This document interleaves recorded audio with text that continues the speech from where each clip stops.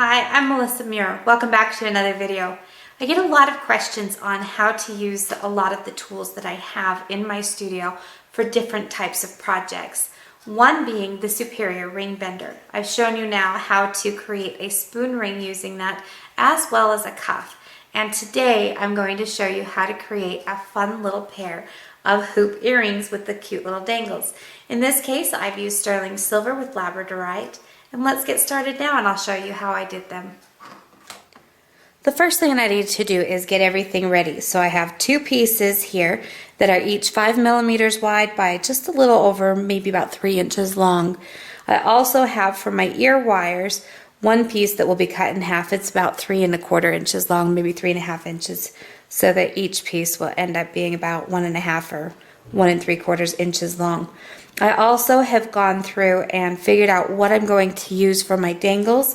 So in this case, I have some little labradorite rondelles and faceted square or rectangular beads that I'm going to use. In this piece, I've already smoothed or rounded these corners because the last thing we want to have is any type of lethal jewelry.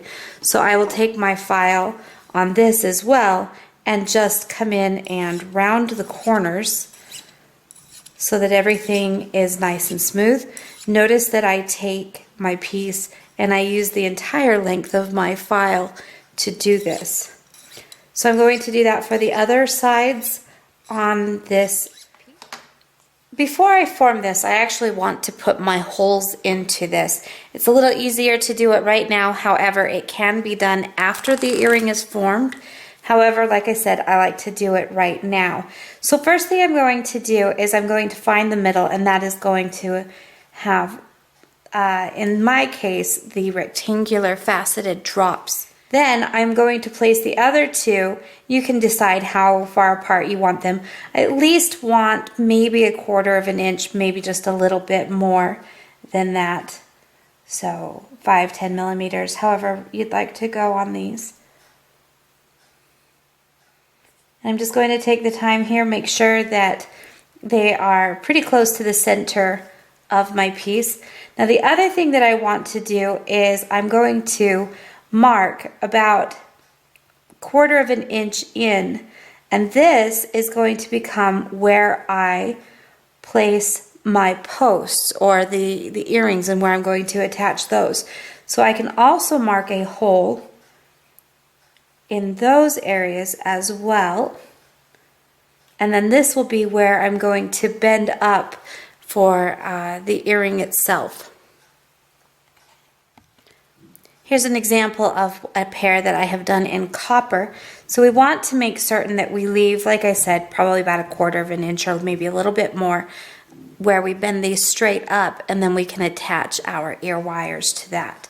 So that's what those holes are for, and then the mark so that we can bend those straight up and then do our forming after that.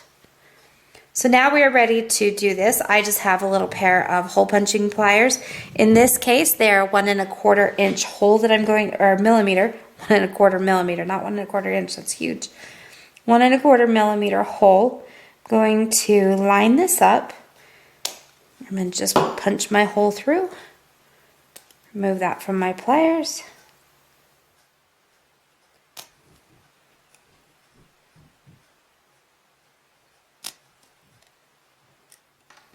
And there's our 3 holes.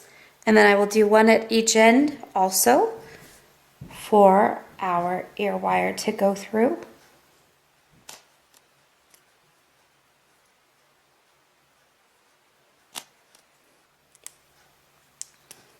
Okay. And we're almost ready. I'm going to do the other one and we'll begin. So what I've done here is I've taken my pliers and just brought them into the end of my earrings and just given them a slight bend. It's almost a 90-degree, but not quite. And I've done this for both pairs. So you can see that the hole is now kind of bent up, and that's going to, again, be where we attach our ear wire. So now we're ready to take these over to the Superior Ring Bending tool and get these formed. For this pair of earrings, because I'm starting off with a 3-inch blank, I'm looking for a little bit larger size here. So I'm actually going to be using the largest of the dies. And what I'm going to do is I'm just going to nestle up to the edge of this, the mandrel here, the mandrel and the die. So I'm just going to kind of nestle up to that die there. The wire, and I'm going to just bring this in and close it around, overlapping each of my pushes,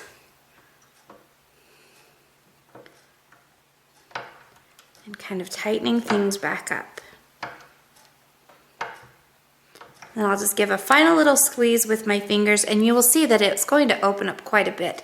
There is quite a bit of spring back in this, partly because I did not anneal this, which is not what I was after. I wanted to actually have more of that open hoop anyway, so I didn't want it to be too tight. So again, one more time, just going to take this bend that I've created, nestle it up against that mandrel there, or the former, I'm sorry, and I'm just going to press this up against the mandrel, walk it around, and continually just overlapping these pushes.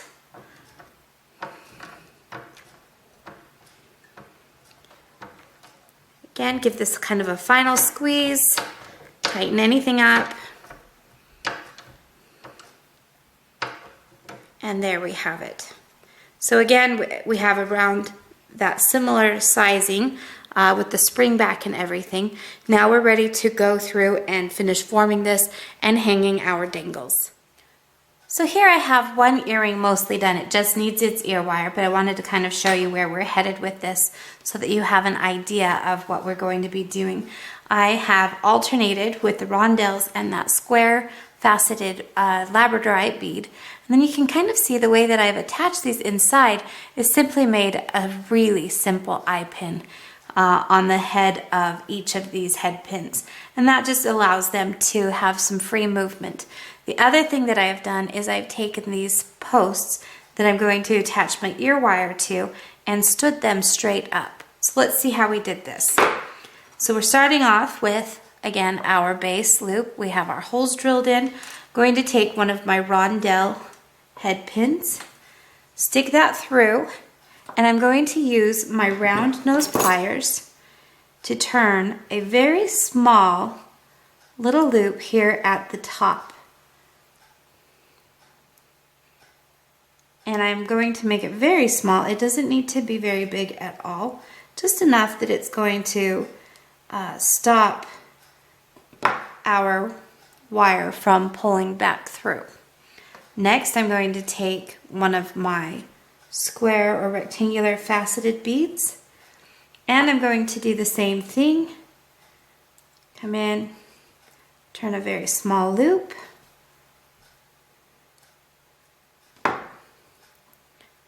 and the final one, third rondelle, insert that through the hole. Again, turn a very small loop.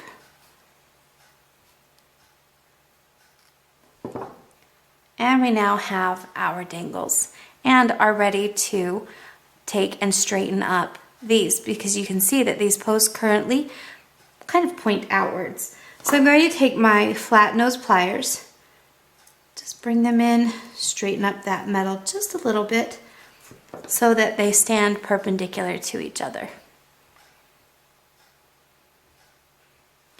All right, next thing that we need to do is create our ear wires.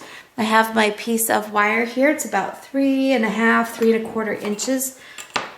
So if you want, you can just take it and use your ruler to cut. It looks like we've got about 3.5 inches on this one. So I'm going to come at about 1.3 inches, and I'm going to cut that. So get my cutters here, get it into position. If you want, you can take and straighten this up, but you can see we've got two pieces that are pretty similar in size. The last step on this is to create the ear wires. So I now have both of my ear wires. I have filed the ends of these so that they're nice and rounded and will be more comfortable when they are inserted into the ear. Now, you don't have to have all of the tools that I'm showing in this video to be successful at this. This video was meant to show you how to use the tools that you may have in your studio for multiple purposes. So in this case, I'm going to use a pair of small mandrel pliers that I have here in my studio, and I absolutely love. And what I'm going to do is just create a loop for my ear wire, and this is going to attach to one end. I'm going to do it on the other one as well. And then I am going to create kind of a small arch here, and this is going to be the part that actually sits into the earlobe. Again, I've got another pair of pliers that I'm going to use. In this case, it's a stepped ring plier, or one of your stepped ring mandrels. And I'm just going to bring this around. In this case, I used the second largest, and we now have this for our ear wire. Not our final size, but something that gets us started. So again, place this in here, bring it in, and wrap that around. So now that we have the shape of our ear wires almost, we need to create the little jut that's going to kind of lock it into the hole on our ear wire. So again, I'm going to take my flat nose pliers, grab the end of this, about 3-4 millimeters into it, and give kind of a 90-degree bend in that. Same for the other side. So now we have both of our ear wires, and it's time to hook them into our earrings, and then we'll finish the final form, or that curve that's in these ear wires. To open this up, you want to open it like a jump ring, where you take your pliers and you twist it open. Don't ever pull a jump ring or anything like that open. Always want to twist it. Going to insert my earring hole into this, and again I'm going to come back in here and twist this closed. And at this point you can see that our ear wire is too big, so what we need to do is kind of tighten up this loop a little bit. So I'm going to bring in my stepped mandrels again, and I'm going to come into the smaller curve and just kind of tighten that up a little bit until I can fit this comfortably and lock it into place. Okay, so I'll do the same thing on the second pair of earrings, or second earring, I guess. So again, I'm going to twist open my loop, insert my earring, twist the loop closed, come back with my stepped ring or stepped mandrel, and tighten up that curve. Insert it into the hoop. Make any adjustments you need. So in this case, I'm going to need to adjust the angle and insert this into my earring. And there's my pair of earrings. So like I said, it's not necessary to have all of the tools that I have shown. It is nice to be able to see how these tools can be used in various projects. And I hope you enjoyed this one.